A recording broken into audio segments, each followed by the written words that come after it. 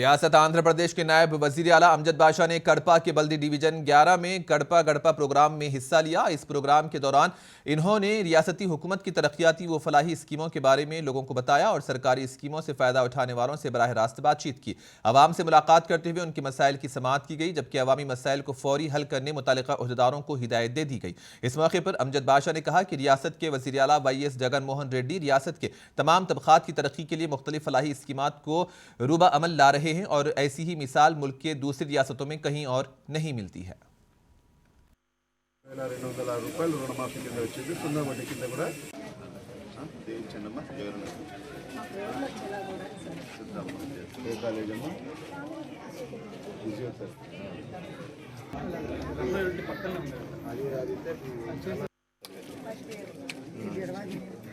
అమ్మోడైతే 3 సార్లు కూడా వచ్చింది. రేపు 1వ తేదీకి మళ్ళీ 250 రూపాయలు పెరిగి 2750 రూపాయలు వస్తుంది పెన్షన్.